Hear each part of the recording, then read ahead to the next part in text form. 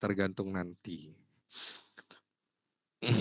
Kalau esai ya yang penting teman-teman diisi biar kami nggak bingung gitu dosen memberi nilai.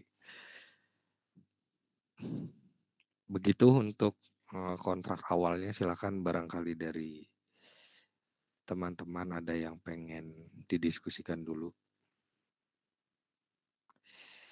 Nanti dengan Bu El ya, Bu Nur. Bu Nur ada Bu Nur. Untuk pertemuan pertama ini ya online karena memang edarannya di minggu pertama itu disarankan online oleh pimpinan. Nanti untuk Kamis dan Jumat depan kita sudah bertemu di kelas. Nah ini berarti kelas A di jam 3:30 ya. Silakan teman-teman sebelum kita masuk ke materi. Barangkali ada yang ingin didiskusikan dulu. Ini panitia semua ya ini ya, PKMP. Nggak apa-apa ya, kita sambil listening. Mudah-mudahan sampai materinya. Baik, kalau tidak ada, kita lanjutkan ke materi ini. Sebetulnya 5 poin ini yang akan teman-teman pelajari sampai UAS nanti. Ada kedudukan kenapa sih intinya tanaman itu harus dilindungi, kemudian hubungan tanaman, zat pengganggu, dan lain-lain, dan cara pengendaliannya. Nah, meskipun teman-teman itu kan dari agribisnis ya, sekarang semester 3 ini sudah mulai masuk materi pertanian-pertaniannya. Meskipun saya pribadi juga bingung sih sebenarnya agribisnis nih, dia masuk ke fakultas pertanian, tapi 80% itu materinya sosial ekonomi gitu. Mestinya kayak di IPB masuknya ke fakultas ekonomi. Makanya teman-teman ya ketika KKN atau di lapangan orang-orang atau masyarakat tuh taunya ya kalian dari pertanian, sarjana pertanian. Tapi ketika ditanya terkait teknis budidaya, nah itu kan agak kurang-kurang, minimal ya ini dibekali. Jadi meskipun sebentar maksudnya dan tidak mendalam di agroteknya, mudah-mudahan bisa menjadi bekal nanti untuk teman-teman setelah lulus. Karena beda sekali sih sebenarnya kajiannya itu. Jadi teman-teman itu sainteknya itu hanya di mata kuliah, beberapa mata kuliah doang. Tugas akhir semuanya, hampir semua tidak ada budidaya. Hanya terkait sosial ekonomi. Kalau saya sih lebih sepakat masuknya fakultas ekonomi, seperti IPB. Oke, ini nanti dengan saya pendahuluan-pendahuluan nanti akan diperdalam di dengan Ibu Elia dan Ibu Nur. Nah ini sebetulnya teman-teman sudah masuk di pertanian, belajar budidayanya. Di dalam budidaya itu salah satunya adalah pemeliharaan tanaman. Nah, pemeliharaan tanaman itu supaya tanamannya ya tumbuh dengan optimal, tidak ada pengurangan atau meminimalisir pengurangan kuantitas dan kualitas hasil produksinya untuk mendapatkan keuntungan ekonomi yang setinggi-tingginya. Karena ya bertani meskipun mayoritas di kita masih subsisten, tapi pada prinsipnya kan itu bisnis gitu. Kita mesti mengeluarkan modal yang minimal untuk mendapatkan keuntungan yang maksimal. Nah, tadi dalam pemeliharaan itu ada istilahnya melindungi tanaman. Pemeliharaan kan ada menyiram, ada pemupukan, dan salah satunya itu perlindungan tanaman. Nah, ternyata di undang-undang kita itu sudah mencatat di undang-undang terkait sistem budidaya tanaman. Jadi semua kegiatan budidaya itu harus berprinsip sustainable atau berkelanjutan. Ini tidak terlepas dari sejarah ya umat manusia ya. Maksudnya kalau kita tengok ke belakang, misalkan awal mula pertanian itu kan ketika sapiens baru muncul, maksudnya terdeteksi spesies terakhir di umat manusia gitu, namanya kan Homo sapiens.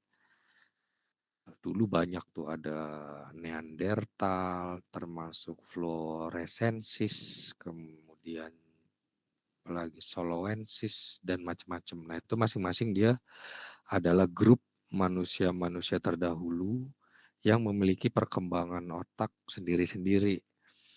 Nah, setelah melalui seleksi alam dan sedemikian rupa, ada beberapa juga yang melebur, lahirlah spesies sapiens. Jadi itu Homo ini hewan yang tegak.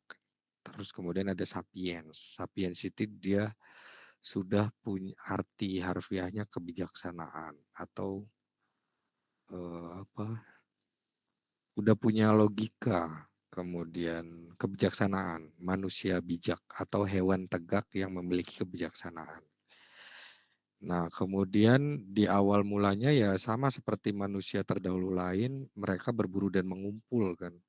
Maksudnya untuk mempertahankan hidupnya, berburu hewan, kemudian tumbuh-tumbuhan juga untuk dimakan. Nah, itu masih nomaden zaman dahulu. Kalau di suatu tempat sumber dayanya sudah habis, yaitu pindah lagi. Nah, baru 10.000 tahun yang lalu, ini untuk catatan sejarah yang ada ya, meskipun sains itu berkembang. Nah, catatan pertanian itu baru terdeteksi 10.000 tahun lalu di bumi, ketika si Homo sapiens itu tidak sengaja menjatuhkan benih yang dia bawa dari dalam hutan ke pinggir ngarai sungai. Nah, di sana jatuh tuh benihnya. Kemudian secara tidak sengaja melihat benih itu tumbuh di bukan lokasinya. Nah, sejak saat itulah manusia bermukim di pinggiran sungai, kemudian bertani. Nah, dari awal saja untuk proses bertani itu otomatis ada pembukaan lahan tuh atau ekosistem. Dibuka yang dulunya bukan habitat alaminya atau sangat beragam di suatu tempat akhirnya jadi satu tanaman saja atau monokultur. Nah, disitulah mulai ada gangguan karena ya ekosistemnya sudah tidak alami lagi. Yang harusnya seperti hutan, teman-teman bisa cek hutan itu ya subur aja gitu, tanpa intervensi pestisida atau pupuk. Karena keadaan di dalamnya itu ya udah seimbang, sudah bisa menyeimbangkan diri dengan sendirinya. Nah, dari proses pertanian ini sebenarnya ya manusia sendiri yang bikin problem. Cuma tadi kita diberi akal dan kita juga harus mencukupi kebutuhan karena makin hari makin banyak populasinya. Disitulah mulai ada perlindungan tanaman. Jadi sebetulnya ya gara-gara kita sendiri untuk mencukupi kebutuhan, merubah ekosistem.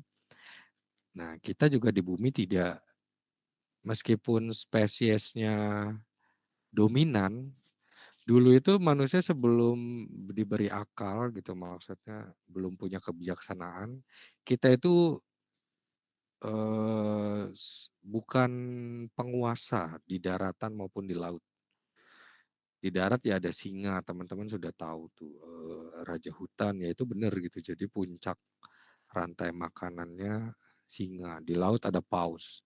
Tapi singa dan paus itu dia mencapai puncak rantai makanan itu dalam proses jutaan tahun secara alami ya. Nah, manusia itu mempunyai lompatan tadi. Tiba-tiba dia punya akal, kemudian jadi leader di ekosistem. Makanya kita itu ya bisa menyelamatkan ekosistem dengan baik atau yang merusaknya sama sekali. Termasuk ya ini untuk ketika dia punya akal, populasi naik, kita mulai bertani untuk mencukupi kebutuhan. Dan sayangnya kita tidak hidup sendirian, maksudnya tidak hanya manusia doang di bumi kan. ada spesies-spesies lain yang lebih senior kedatangannya. Contohnya adalah serangga. Manusia itu baru ada, maksudnya secara biologi ya, kita tidak melihat secara agamawi. Kalau secara biologi kita itu baru ada sekitar baru puluhan ribu tahun yang lalu gitu spesiesnya, atau ratusan ribu gitu. Saya lupa, atau 60 juta ya. Nah, ada serangga. Serangga itu sudah ada sejak zaman Devonian. Itu sekitar setengah miliar tahun yang lalu. Nah, mereka lebih bisa survive daripada kita yang merupakan spesies baru. Serangga itu sudah ada sejak jauh sebelum zaman Triasik atau zaman dinosaurus. Mereka sudah dihantam meteor, zaman es, macam-macam kepunahan, tapi buktinya masih bertahan sampai sekarang. Nah, itu merupakan wujud ketahanan atau ketangguhan suatu spesies supaya terhindar dari kepunahan. Nah, ketika kita mengintervensi kehidupan mereka, mereka juga ya punya mekanisme sendiri untuk survive atau mempertahankan diri. Jadi kita itu ya beriringan dengan spesies lain kan. Maksudnya misalkan serangga. Nah, mereka jadi hama. Siapa tahu dalam sudut pandang serangga sebenarnya kita yang hama. Nah, disitulah mereka berontak kan. Maksudnya mereka mau hidup juga, pengen menempati tempat tinggal yang sama. Apalagi misalkan yang dulu habitatnya balance, tiba-tiba harus rusak karena kegiatan manusia gitu. Disitulah muncul hama. Hama itu asal katanya dari bahasa Sanskrit, Jawa kuno dulu, namanya Omo. Omo itu yang melambangkan suatu organisme atau hewan yang dia sangat merusak keberadaannya. Dan itu dipakai juga sama orang-orang Jawa dulu, termasuk Sunda kuno, untuk menggambarkan orang yang memiliki sifat perusak dan serakah. Itu mereka disebutnya omu. Makanya diserap oleh petani jadi hama. Nah, hama itu yang eh, mengganggu tanaman yang kita tanam.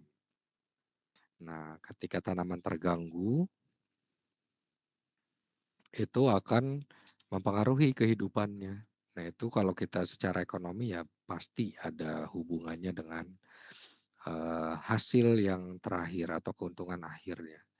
Nah, ini ternyata tanaman itu dilindungi sudah ada di undang-undang tadi. Nomor 1292 tentang sistem budidaya tanaman itu teman-teman bisa search. Ada yang namanya perlindungan tanaman.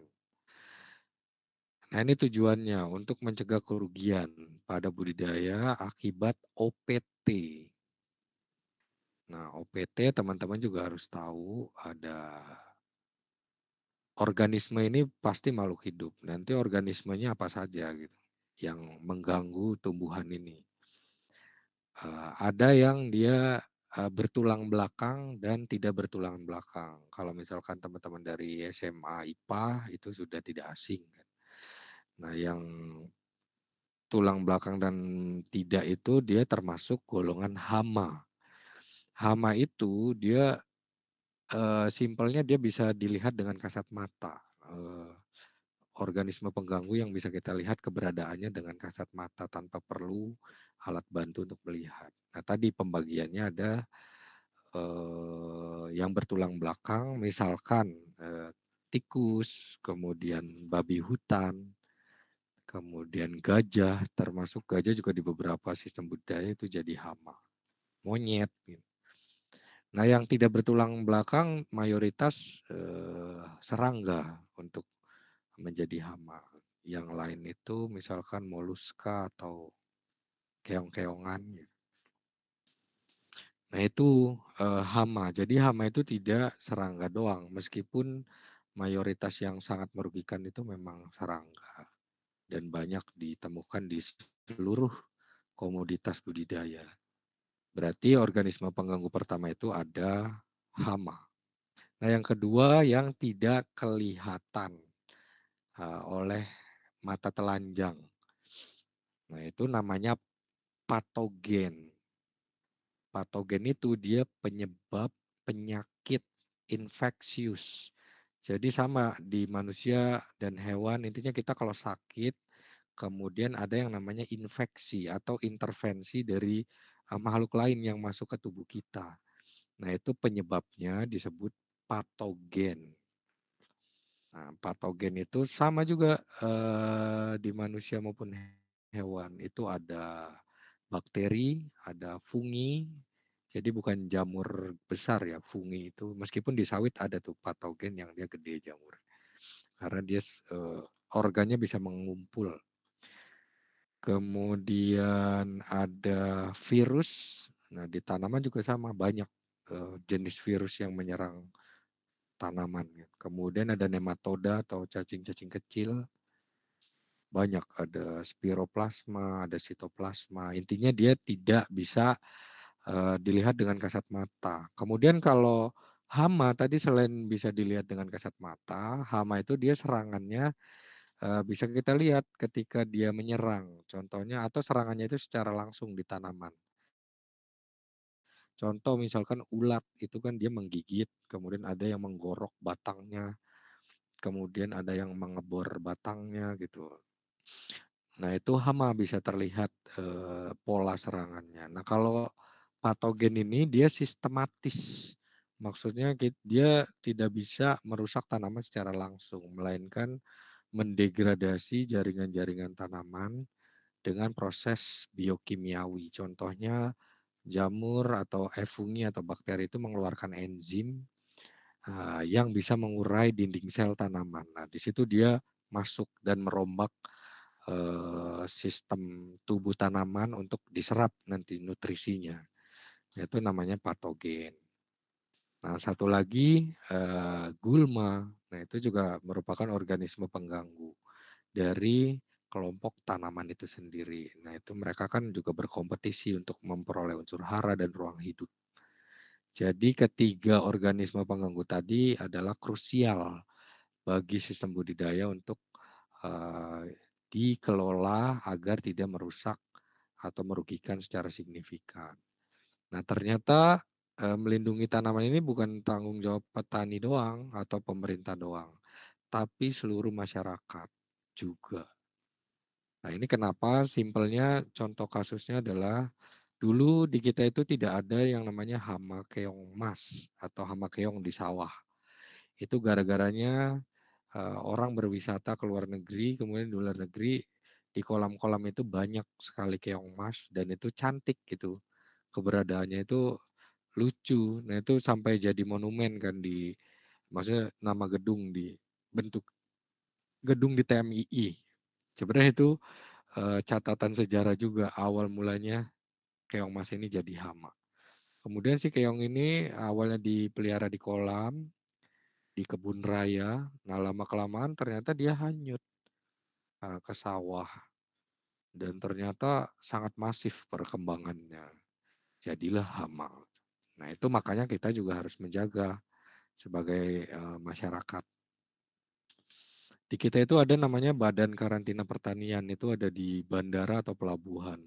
Jadi teman-teman kalau ingin berwisata misalkan dari luar negeri atau dari pulau lain, itu kalau membawa komoditas pertanian harus mengurus dulu sertifikat karantinanya. Kalau tidak ya itu ya beresiko menyebarkan hama atau patogen baru di suatu wilayah yang sebelumnya belum ada. Dan ini sama pentingnya dengan kesehatan manusia. Misalkan kemarin COVID katakanlah, itu kan sama ya menyebar.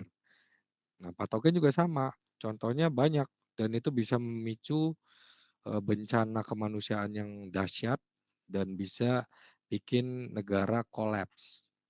Contohnya misalkan di Irlandia itu makanan pokoknya kentang, sudah ada peringatan dari Amerika bahwa di Amerika itu eh, apa namanya kentangnya habis oleh patogen Phytophthora namanya. Itu menyebabkan hawar daun kentang dan membuat gagal panen kentang.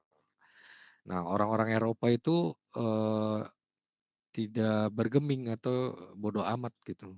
karena Amerika dan Eropa itu letaknya sangat jauh kan. Tidak mungkin sampai di Eropa katanya. Ternyata dalam hanya kurun 1-2 tahun sampai patogennya di Eropa dan itu merusak seluruh pertanaman kentang di sana, khususnya Irlandia. Nah, itu makanya ada bencana kelaparan hebat di Irlandia karena kentangnya gagal panen. Terus populasi Irlandia pada saat itu 8 juta, 2 juta orang meninggal kelaparan, sisanya ngungsi. Nah, berarti betapa mencekapnya pada saat itu negaranya. Termasuk ini juga salah satu penyebab Jerman kalah perang di Perang Dunia II. Karena untuk mengendalikan patogen dari kelompok fungi ini kita bisa menggunakan belerang gitu. Belerang yang harusnya dijadikan bahan dasar untuk mesiu untuk senjata. Nah, itu digunakan untuk mengendalikan patogen supaya kentangnya tidak gagal panen. Karena yang paling utama adalah yang menyelamatkan perut warganya dulu dibandingkan perang. Nah, itu salah satu kejadian yang luar biasa. Kemudian ada lagi di Bangladesh, dulu namanya Benggala kan sebelum Bangladesh, Benggala. Di Bangladesh juga sama, secara nasional padinya gagal panen. Diserang oleh patogen jamur juga, Helminthosporium oryzae. Nah, itu merusak seluruh padi seluruh Bangladesh. Akhirnya gagal panen. Teman-teman bisa cari videonya di YouTube atau artikelnya, itu sangat menyedihkan pokoknya di sana. Banyak orang meninggal kelaparan, kira-kira 4 jutaan gitu. Dan itu betul-betul kelaparan hebat di sana. Karena pertama ya tadi gagal panen, kemudian pemerintahannya biasanya impor dari Vietnam. Impor beras, tapi Vietnamnya itu sedang diagresi oleh Amerika, jadi mereka juga mengkip berasnya gitu. Tidak dikeluarkan ke luar negeri. Nah, akhirnya tidak punya stok beras Bangladesh. Nah, itu memicu kelaparan yang sangat hebat. Peristiwanya dicatat sebagai The Great Bengal Famine atau kelaparan hebat di Bengal. Termasuk di Indonesia ya, tahun lalu dan banyak maksudnya sebetulnya. Tahun lalu saja itu di Priangan Timur hampir seluruhnya gagal panen karena wereng. Nah, itu sempat di seluruh supermarket yang ada di Kota Tasik itu tidak ada tuh beras premium dan itu naiknya gila-gilaan gitu harganya. Karena stok beras tidak ada. Kemudian kita biasa impor dari India, ternyata India juga sedang ada bencana kekeringan, jadi mereka tidak mau mengekspor berasnya ke kita. Nah, itu yang memicu eh, kelangkaan beras, kemudian harga beras naik dan memicu inflasi. Jadi hanya karena organisme pengganggu yang kecil ini bisa memicu eh, bencana kelaparan dan pergolakan suatu negara. Nah, itu untungnya kita masih bisa impor dari negara lain, akhirnya bisa mencukupi stok berasnya. Nah, sekarang kalau di tahun ini saya keliling dengan teman-teman dosen lain di Kabupaten Tasik dan Kota Tasik itu ada juga sekarang itu werengnya tidak ada, tapi ternyata tikus itu sudah menghabiskan 2 kali musim panen hampir di seluruh wilayah. Jadi itu, sekrusial itu, tanaman harus dilindungi. Jadi tidak sekedar kalau teman-teman agri ya sama, misalkan, teman-teman nanti bekerja di sektor perbankan, itu kan misalkan mengaksesi, kelayakan kredit dari kelompok tani tertentu untuk akses permodalan. Nah, kalian kan, menilai nanti, mentaksir sebagai mantrinya misalkan, ini layak nggak didanai? Nah, kalau kalian tidak ada pengetahuan terkait ini, ternyata di lokasi tersebut sedang mewabah suatu hama atau penyakit yang beresiko gagal panen, ya nanti nasabahnya akan one prestasi, tidak bisa membayar kan. Sedangkan asuransi pertanian tidak mengcover seluruh kerugian yang ada gitu, itu hanya berapa persennya doang. Nah itu makanya kalian juga harus tahu dinamikanya di lapangan itu seperti apa. Kemudian nah ini, semuanya harus dilakukan dengan cara-cara yang menghindari gangguan atau kerusakan sumber daya alam atau lingkungan hidup. Kemudian tidak juga mengancam kesehatan dan keselamatan manusia. Meskipun di lapangan kita ya banyak sekali teknik budidaya yang dia sangat membahayakan. Contohnya ya masih masif penerapan pupuk kimia sintetis dan pestisida kimia sintetis. Padahal nenek moyang kita dulu itu semuanya bikin sendiri. Tidak jauh lah generasi buyut kalian itu masih sebelum revolusi hijau loh. Revolusi hijau itu tahun 60-an. Itu pupuk dan pestisida itu kita bikin sendiri. Nah itu revolusi hijau juga bermata dua. Nah kalian nanti juga dari teman-teman agri misalkan ada yang jadi pejabat nih.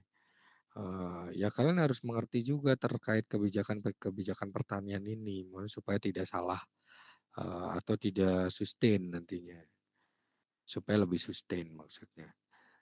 Contohnya ya revolusi hijau, dia hanya bertahan beberapa tahun dengan cara penggunaan pestisida kimia sintetis secara masif, kemudian pupuk kimia secara masif. Nah ternyata di balik prestasinya untuk mencukupi kebutuhan pangan di seluruh dunia, ternyata menyisakan bencana sampai sekarang itu tidak tidak sangat sulit dilepas. Contohnya ya ketergantungan petani kita terhadap pestisida kimia sintetis. Nah itu kan lama-lama merusak tanah, keberagaman ekosistem lahan budidayanya. Akhirnya prediksinya itu kita hanya bisa menanam 20 tahun lagi dengan lahan yang ada. Jadi tidak tahu tuh Indonesia subur dan makmurnya sampai kapan. Nah itu karena teknologi tadi yang merusak. Nah ini kalau menurut Triharso ya ini tujuannya untuk mendapatkan keuntungan yang optimal dengan kerusakan lingkungan yang minimal. Jadi ya organik-organiknya tetap merusak kalau dia monokultur karena itu kan tidak sesuai dengan ekosistem. Makanya kita dengan kebijaksanaan yang ada ya harus jangan bisnis saja yang kita pikirin tapi sustainability-nya atau keberlanjutannya. Sekarang kan ada namanya blue economy, ada green economy kayak gitu. Seperti itu. Jadi teman-teman kalau nanti ke depan punya startup juga ya investor itu sangat mengedepankan ini. Maksudnya khususnya di kancah global ya. Misalkan teman saya itu ada tuh punya startup yang namanya Crowdy. Crowdy itu dia peer to peer lending untuk pendanaan ke petani yang menerapkan sistem tumpang sari. Jadi karena secara teori sistem tumpang sari itu lebih sustain. Nah itu ada di Bengkulu, di Sumatera, belum secara nasional itunya. Nah dia dapat pendanaan dari Eropa yang besar karena mereka suka itu lebih sustain, menggagas konsep budidaya yang lebih berkelanjutan. Itu bisa kalian terapkan nanti. Jadi tidak sebatas mencari keuntungan doang gitu.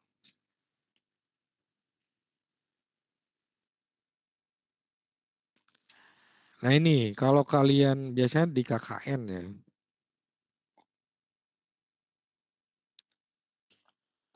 warga desa KKN nggak peduli kalian anak agri, anak agro, taunya kalian dari pertanian.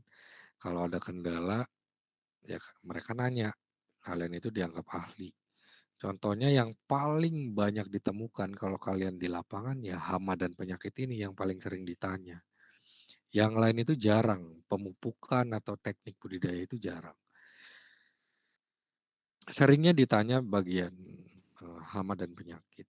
Nah ini ya tadi tanaman terganggu, jadi tanamannya itu berubah, yang harusnya tumbuhnya normal, ternyata dia tidak normal. Akhirnya menyebabkan pengurangan kuantitas atau kualitasnya. Karena ada gangguan. Nah ini namanya segitiga gangguan nih. Di sini gangguan ya. Jadi ada 3 faktor kenapa gangguan itu muncul. Pertama itu tanamannya atau inang atau di sini host. Nah, tanaman yang seperti apa? Yang susceptible atau rentan. Kemudian lingkungan yang mendukung bagi siapa? Bagi kerentanan tanaman dan perkembangan si OPT-nya atau organisme pengganggunya. Misalkan wereng suka hangat-hangat gitu untuk berkembang biak. Kemudian patogen suka kondisi lembab untuk memperbanyak dirinya. Nah, ini kalian bisa kalau misalkan nanya petani, bisa dari ketiga faktor ini apa yang pengen dikendalikan. Misalkan muncul hama wereng nih di kasus lokasi KKN kalian. Nah, kalian langsung merujuk ke 3 faktor ini. Pertama kalian nanya dulu hostnya atau inangnya. Nah, inangnya ini rentan atau tidak? Nah, kalian bisa nanya varietas yang digunakan itu apa.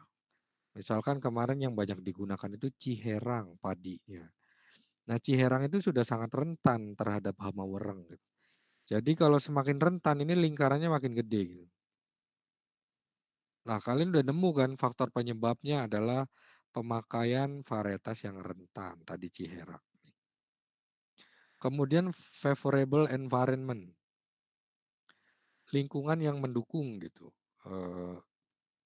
Contohnya tadi wereng, dia itu suka eee, tempat yang teduh. Ternyata pertaniannya itu belum menerapkan jajar legowo gitu. Maksudnya dia rapat satu petakan itu penuh diisi dengan padi. Teman-teman bisa search teknik jajar legowo. Jadi itu beberapa jalur itu nanti dikosongkan, tidak ada tanaman padinya. Nah, itu bisa membuat cahaya matahari itu mudah masuk ke tanaman. Akhirnya lebih panas di sananya. Nah, makin sesuai lingkungan itu makin besar lingkarannya. Contoh lainnya climate change ya, maksudnya perubahan iklim. Sekarang nggak ada nih karena hujan terus kan, wereng relatif sedikit, tapi patogen yang banyak. Nah, kalau ketika musim halodonya panjang itu wereng banyak banget. Kemudian dari sisi patogen atau OPT-nya, populasinya banyak tidak gitu. Nah, kalau kalian ketika kunjungan ke lahan sawahnya, oh banyak nih, ini harus segera dikendalikan. Jadi yang kalian tawarkan ke petani, nah itu kalau misalkan lingkungannya sesuai, berarti lingkarannya gede kan. Inangnya rentan, kemudian OPT-nya melimpah dan ganas. Nanti ketiga lingkaran ini kalau beririsan itu memicu gangguan. Jadi upaya kita melindungi itu bagaimana dari ketiga faktor ini lingkarannya dikecilkan. Dan itu tidak perlu ketiga-tiganya, hanya salah satunya aja, misalkan hostnya nih. Kalau ketiga faktor ini tidak bertemu, lingkarannya itu tidak akan menimbulkan gangguan. Nah, tadi teman-teman udah nanya misalkan ke petani, oh pakainya ciherang. Ciherang itu sudah rentan. Nah, kita mengupayakan si host ini lingkarannya lebih kecil dengan menawarkan varietas yang tahan wereng. Jadi menyarankan petani jangan pakai ciherang lagi gitu. Kalian bisa browsing varietas apa saja menurut hasil riset atau hasil rekomendasi dinas-dinas pertanian. Misalkan ada Inpari 13 gitu, saran varietas. Nah, itu kalian bisa menawarkan itu. Nanti dia kecil lingkarannya, jadi tidak ada lagi gangguan wereng kayak gitu. Seperti itu kurang lebih konsepnya.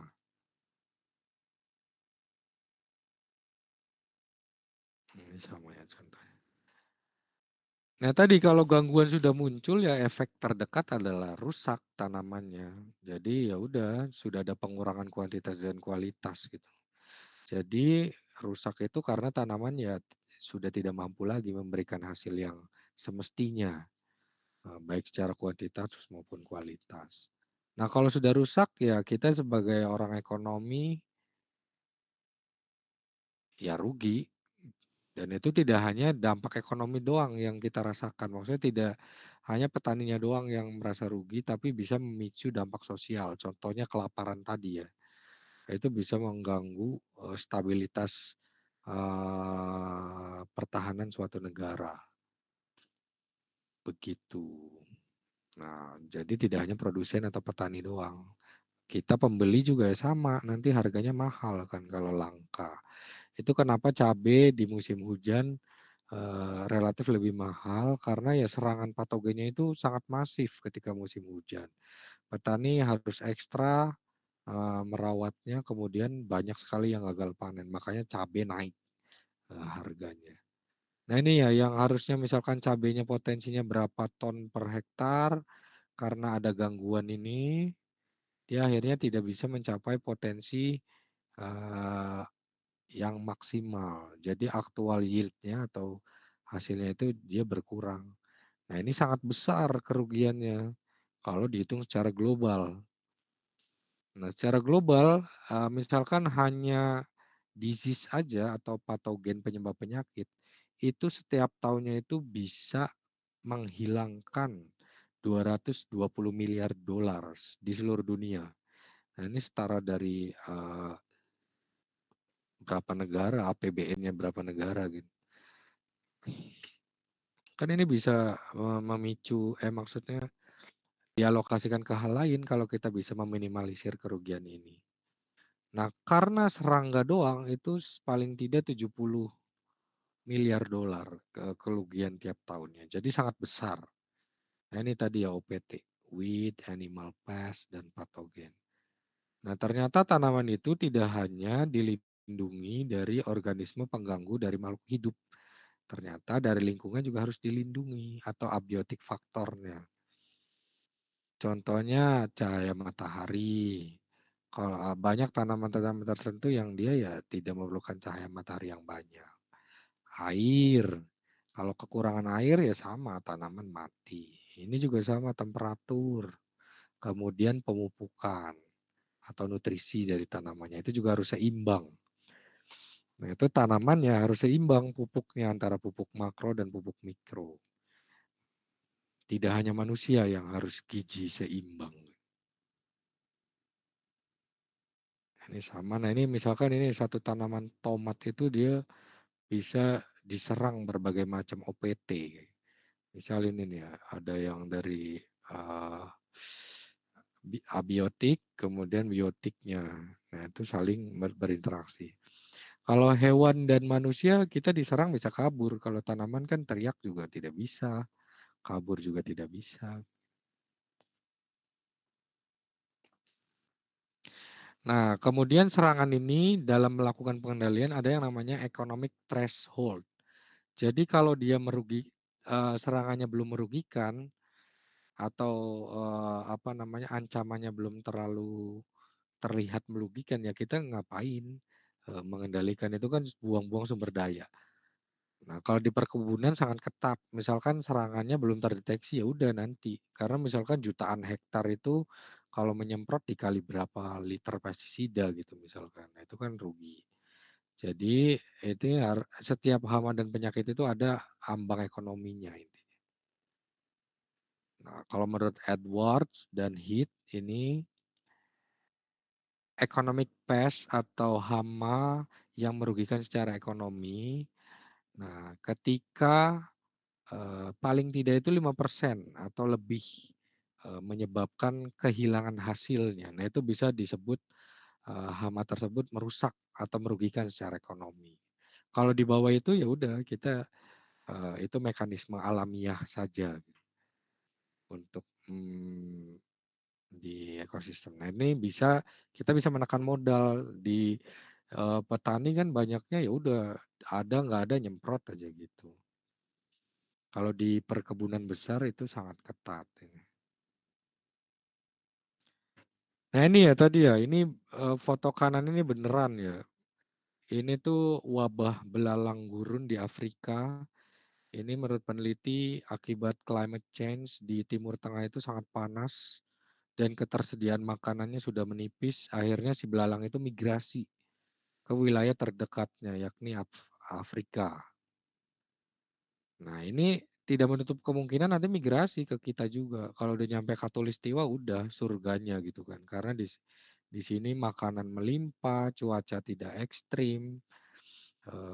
Nanti bisa jadi ke sini. Di Afrika ini sangat dahsyat karena setiap desa itu ada yang menghitung populasi rata-ratanya itu sampai 80 juta belalang dan itu mengkonsumsi vegetasi yang setara kita, memberi makan 30.000 orang perharinya. Jadi dimakan sama belalang. Nah, ini kan dahsyat. Kalau di Indonesia kita diserang oleh ulat, ada nanti ulat yang baru. Kalau di kiri ini lahan jagung ya, lahan jagung dibakar karena terserang hawar daun. Tapi ini fiksi, cuma berdasarkan teori nyata. Kalau teman-teman pernah lihat Interstellar filmnya, itu kita sampai harus nyari planet lain supaya bisa atau spesies manusia itu tidak punah. Dan itu sangat realistis menurut saya karena memang basic sainsnya sangat kuat dan sutradara juga dia konsultannya ya ilmuwan juga. Dan ini secara teori bisa terjadi ya. Maksudnya ini dikisahkan ya semua jagungnya habis. Akhirnya mengancam ketersediaan pangan secara global. Kemudian ya bumi ini sudah tidak layak lagi untuk dihuni. Dan ini ada ya. Dan ada eh, dengan keadaan yang ada itu ada ilmuwan mensimulasikan kapan bumi ini berakhir dari gejala-gejala yang ada dengan apa namanya komputer kuantum gitu yang dia cepat banget dan itu ya speknya sangat tinggi untuk mensimulasikan dan itu waktunya dekat. Dia kalau dari gejala sekarang yang ada ya misalkan perubahan iklim dan lain-lainnya itu bisa disimulasi secara algoritmik begitu. Nah ini di kita ini nih 2019 itu ada ulat gerayak tentara atau Spodoptera frugiperda itu menyerang jagung. Awalnya ketemu di Lampung, di Bengkulu, dan Sumatera Utara. Nah petani itu heran dalam semalam jagungnya habis. Di kita itu sudah ada ulat gerayak tapi spesiesnya Litura. Kalau ini dia frugiperda. Nah ternyata ini terbang dari Amerika. Bayangin naik pesawat aja kita bisa setengah hari lebih kan kalau ke US itu. Bisa 14 jam. Nah, dia bermigrasi dari sana ke sini, nyampe. Ternyata si spesies ini 10 kali lebih merugikan, lebih rakus dari si Spodoptera lutura. Nah, ini dalam waktu setahun ini nyebar ke seluruh Indonesia. Dan sampai sekarang ini sangat sulit dikendalikan oleh petani-petani jagung dan sudah mulai ditemukan dia menyerang juga di padi. Gitu. Nah, bayangin kalau tidak ada solusi yang signifikan untuk mengendalikan hama ini, ya kita bisa bakalan kena bencana juga. Kemarin wereng, nanti ditambah karena ulat ini kan. Terus apalagi ya. Nah ini makanya penting badan karantina dan lain-lainnya.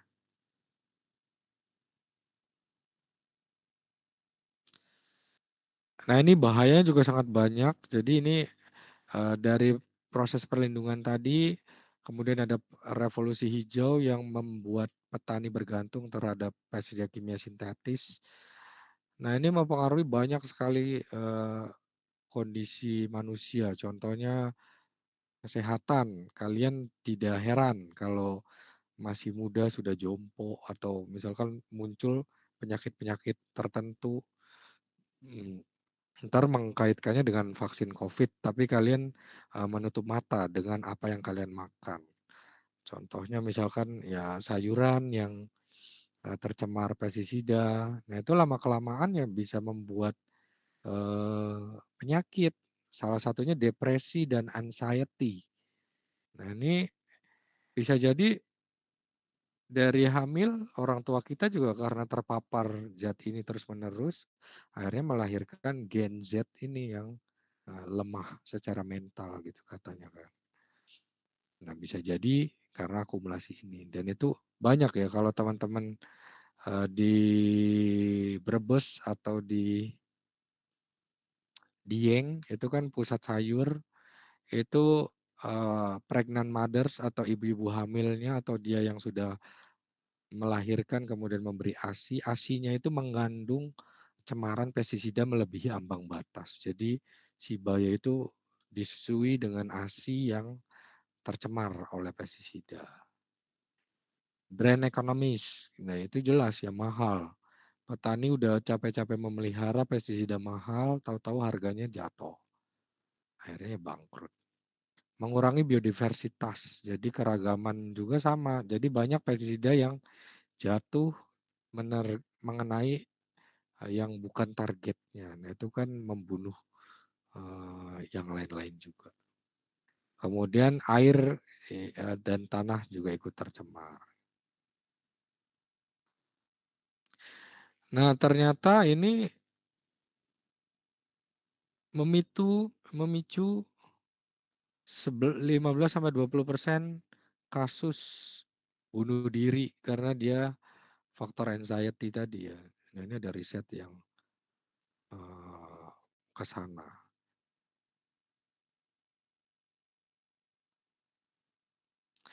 Nah, di balik bencana ini kalau kita orang ekonomi ya nangkep peluang. Kalian kalau mau bisnis kan pasti udah diajarin nih teman-teman agri. Itu inovasi itu nomor sekian. Yang pertama itu ya demand dulu. Atau ada tidak permintaannya. Kalian mau secanggih apapun inovasinya, kalau marketnya nggak ada ya mau dijual ke siapa gitu.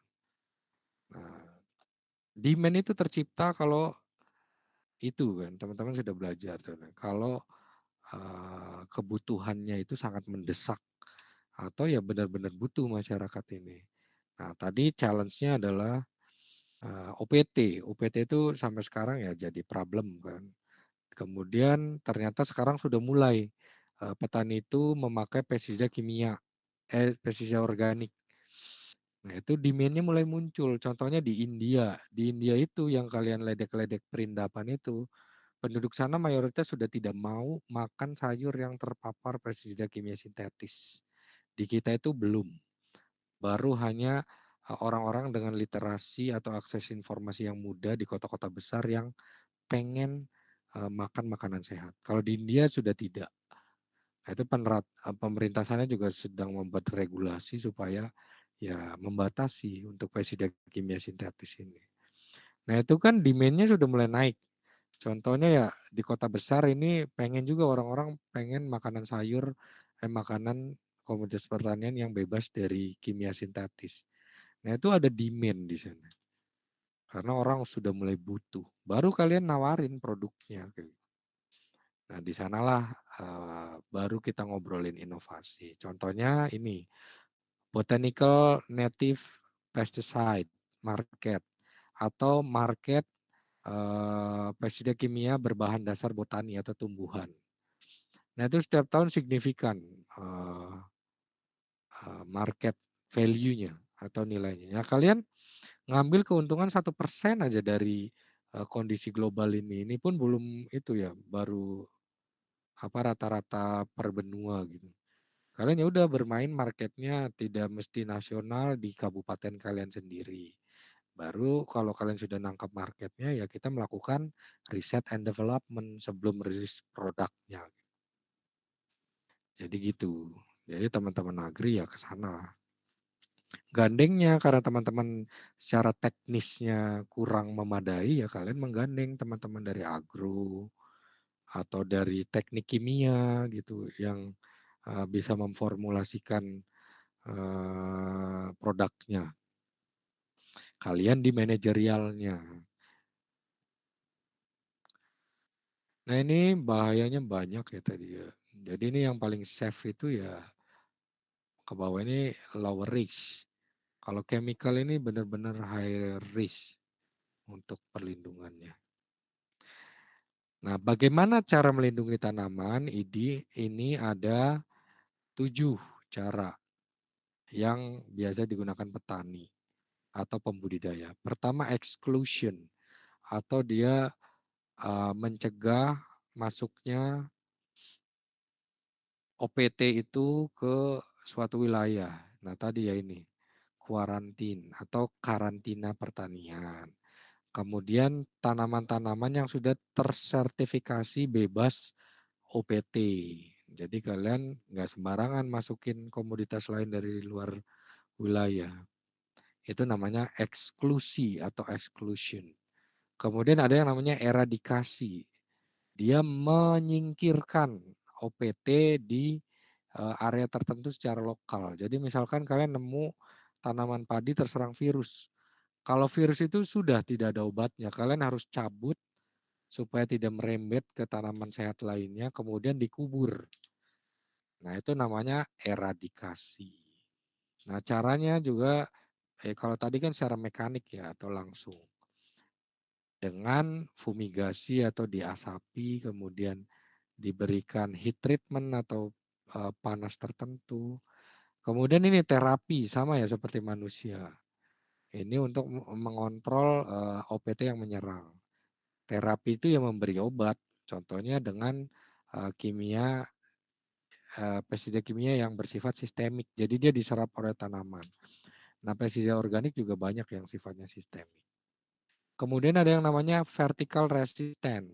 Kalau ini dia lebih ke tanaman. Jadi pakai tanaman-tanaman yang tahan, jangan yang susceptible. Kemudian ada juga horizontal resistant. Nah, ini dia membuat tanamannya itu diberi selain dia tahan, dia diberi vaksin gitu. Nah, itu namanya horizontal resistant. Kemudian ini ada proteksi, itu diberikan pembatas, contohnya barrier. Kalian nanam sayur, di pinggirannya itu diberi tanaman jagung. Itu sebagai batas trap atau barrier supaya hama itu nempelnya di jagung, tidak di budidaya alam utamanya, tanaman budidaya utama. Ada juga tanaman padi di sebelahnya itu diberi tanaman bunga atau refugia. Nah, itu untuk mengundang predator dan si hama juga pindah ke sana. Kemudian terakhir ada avoidance atau penghindaran. Jadi misalkan musim berang itu ada di bulan September. Kalau dulu kita ada Pranata Mangsa, itu kalender berdasarkan bintang. Bayangin secanggih apa nenek moyang kalian itu punya kalender tanam. Tahu kapan ayam bertelur, kapan hama warang itu datang. Nah, itu petani meng-avoid atau menghindari musim tanam ketika tinggi-tingginya populasi OPT-nya. Nah, ini tadi ya sudah dijelaskan. Oke, itu teman-teman. Pas nih sampai jam 10. Silakan sebelum saya akhiri, barangkali ada yang ingin didiskusikan dulu.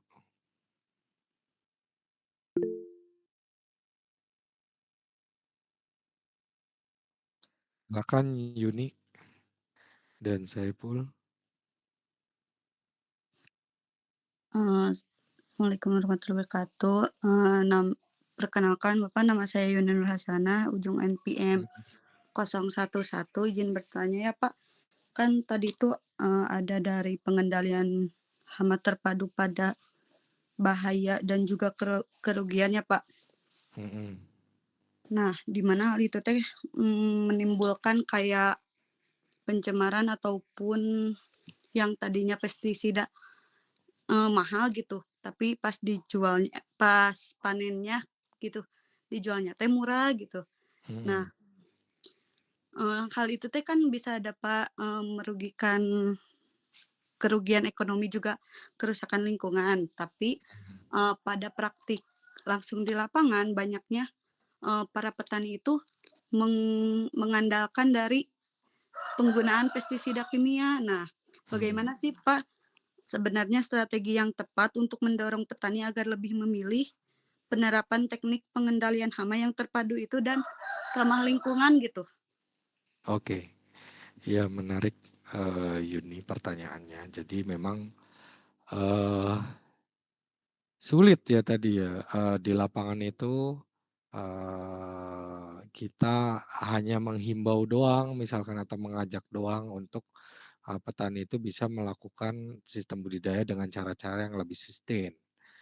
Nah, tapi itu bukan suatu yang mustahil karena sudah banyak juga. Pertama, saya ingin membahas sulitnya dulu. Sulitnya itu karena petani sudah tergantung Dan ketergantungan itu tidak hanya faktor dari petaninya sendiri, itu yang sistem juga membuat mereka tergantung. Karena ada raksasa besar yang marketnya petani kan, contohnya perusahaan pestisida, kemudian, perusahaan pupuk. Nah itu kan mereka nggak mau juga kehilangan konsumennya. Mereka itu market terakhirnya di kita. Makanya bagaimana caranya supaya, cara pandang petani itu tetap bertahan dengan yang seperti itu. Nah, misalkan ya, tadi, kalau pakai kimia sintetis lebih cepat, kita lebih safe kayak gitu. Nah, praktiknya itu ada banyak teman-teman saya juga termasuk ada mahasiswa pertanian yang dia sudah terbiasa membudidayakan dengan sistem organik, maksudnya dengan cara-cara yang terpadu tadi. Dan itu dia sudah membuktikan cost-nya itu jauh lebih murah. Misalkan untuk menanam sawi itu misalkan katakanlah 1 meter perseginya itu biayanya, Rp2.000 gitu.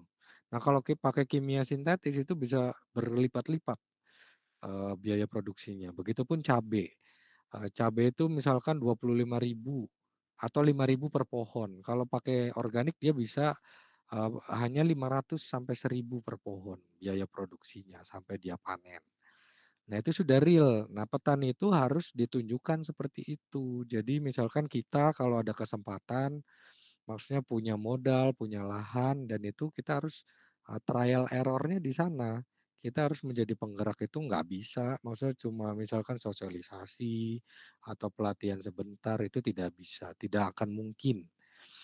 Nah petani itu biasanya ngelihat dulu, sukses story-nya gitu, kemudian baru mereka ngikut. Nah, di perusahaan besar, kan saya pernah juga makanya bekerja di perusahaan swasta, di benih maupun di pestisida.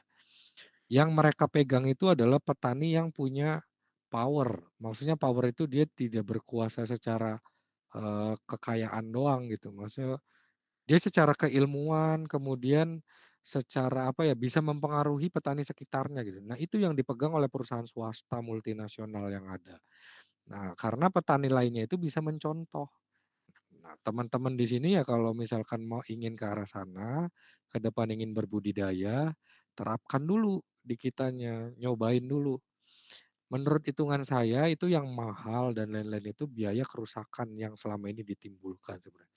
Tapi kalau sudah biasa diterapkan sistem organik, kesananya itu sangat murah. Contohnya kelor di pertanian itu kan dulunya bekas lahan cabai. Ada kontaminasi pestisida kimia sintetisnya. Itu dimurnikan dulu karena harus, apa namanya, harus steril dari cemaran atau residu sisanya. Nah, itu kan mahal biaya pemurniannya. Cuma ke sininya ya, untuk itu ya tidak repot harus memupuk kimia sintetis atau menyemprot dengan pestisida kimia sintetis. Itu terjadi sama, secara hitungan lebih murah. Hanya petani itu mager, maksudnya agak kerepotan ketika ingin mengembalikan, lahan yang sudah rusak tersebut, karena memang repot. Misalkan tanah yang selama ini pakai pestisida kimia sintetis, nah itu pemurniannya kita harus hentikan dulu misalkan selama 1 tahun tanpa memakai, pestisida kimia sintetis. Jadi kuncinya ya di sekitarnya. Kalau misalkan teman-teman bisa menjadi penggerak, ya teman-teman adalah penggeraknya. Kalau misalkan nanti jadi penyuluh, misalkan dari, teman-teman agri jadi penyuluh, ya itu harus ke arah sana. Eee, apa namanya,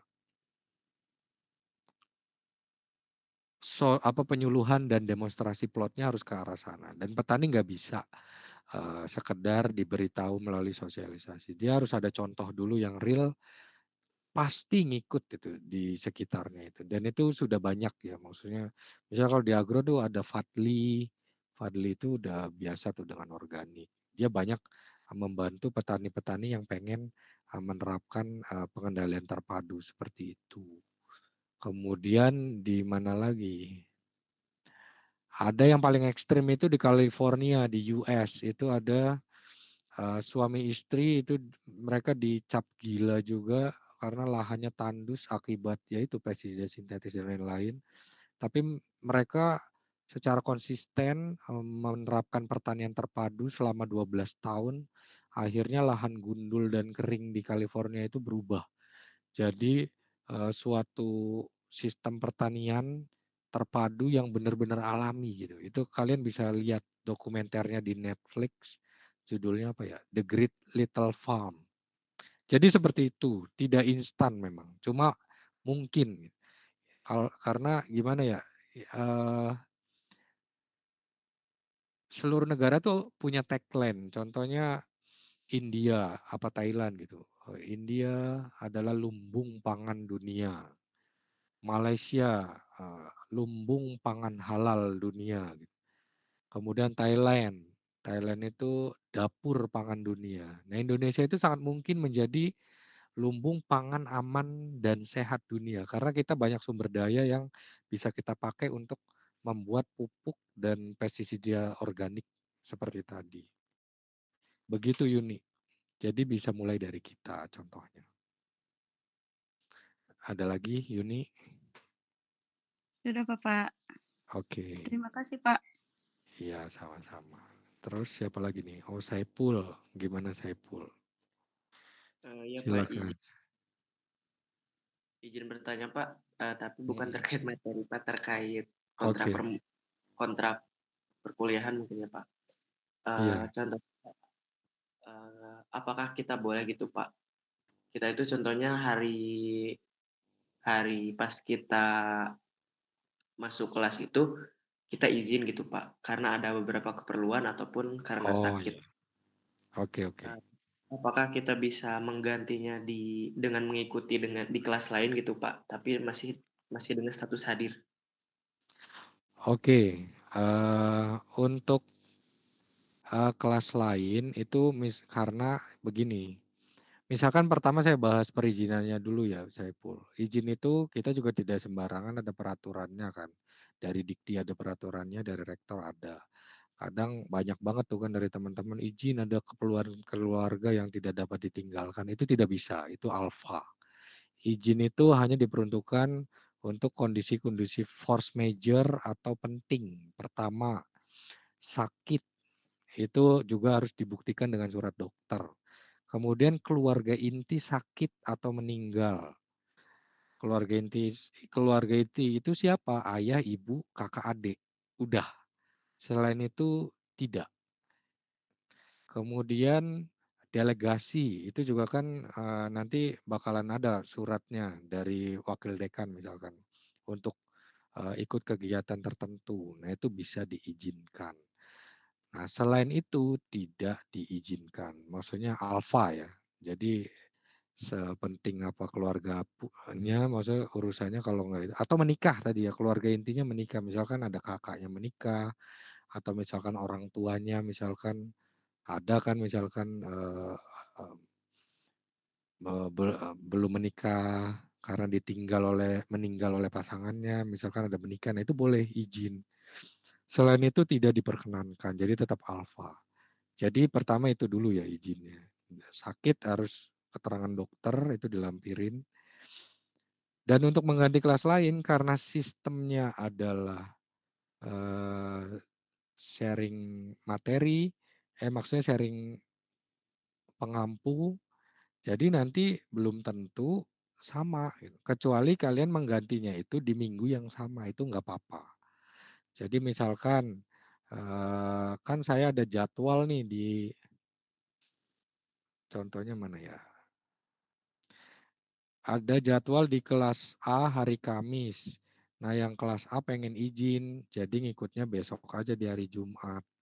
Nah, ini bisa karena masih di pengampu yang sama. Tapi kembali lagi ini tergantung pengampunya. Masing-masing dosen punya perspektif sendiri. Kalau di saya bisa. Cuma misalkan dari kelas A nanti gantinya nanti pertemuan ke-12. Ini udah ganti pengampu, ini nggak bisa. Atau misalkan yang nanti saya udah nggak mengampu lagi di situ. Karena nanti materi yang didapatkan itu beda. Begitu saya pul. Jadi nggak Oh apa-apa iya. kalau misalkan Jumat ini misalkan ya udah nanti pertemuan kedua nggak bisa gitu. Terus ngikut ke yang setelahnya mana ya berarti ya? di Agri. Mana sih jadwal Agri ini? Nih Agri di pertemuan 8 nanti di sininya ketemunya. Nah itu nggak apa-apa. Intinya masih di pengampu yang sama. Oke, ada lagi Ya, Pak, teman-teman. terima kasih.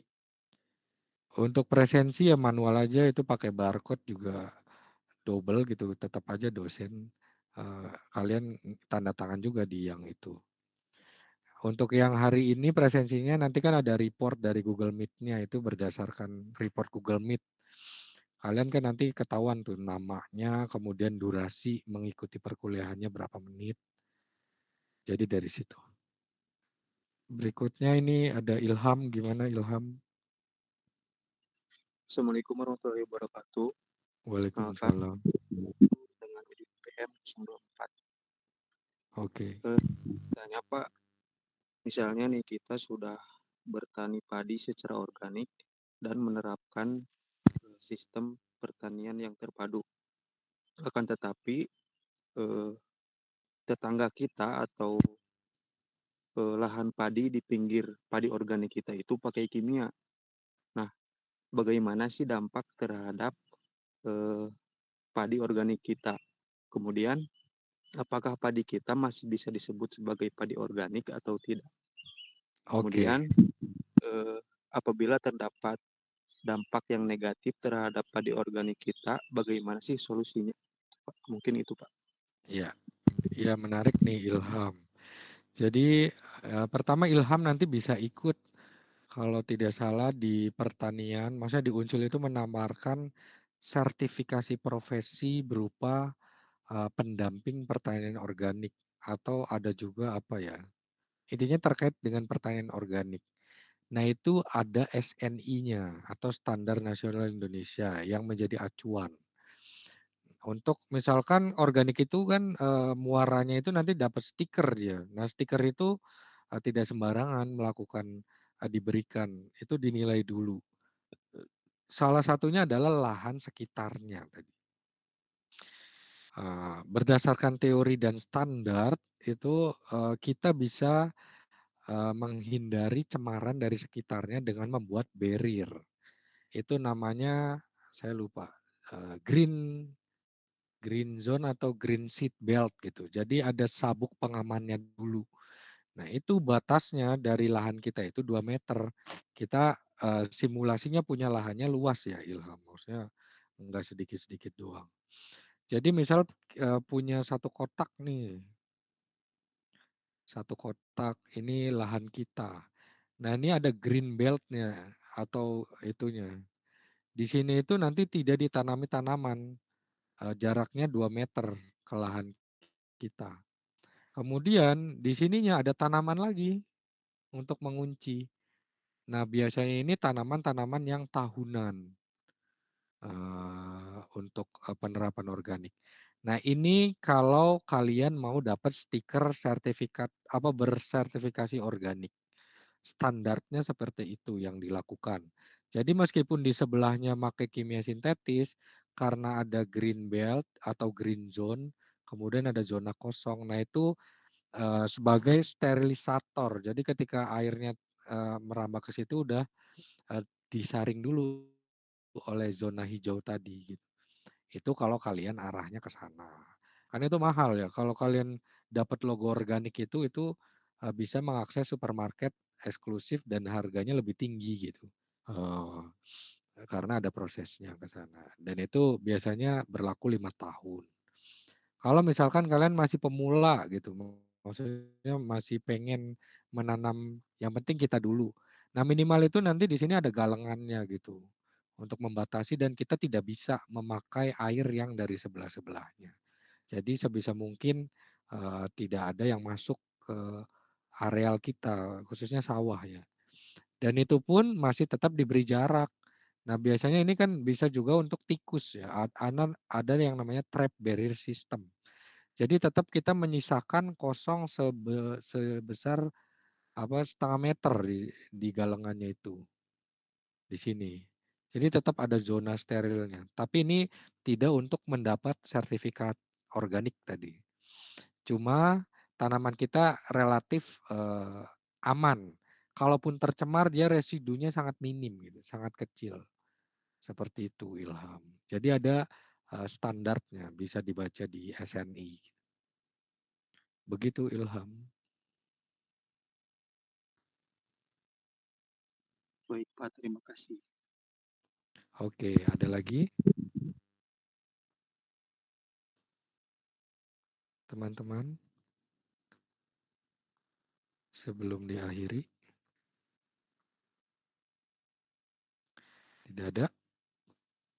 Baik, kalau tidak ada, kita ketemu lagi pekan depan di hari yang normal sesuai jadwal dan ruangannya.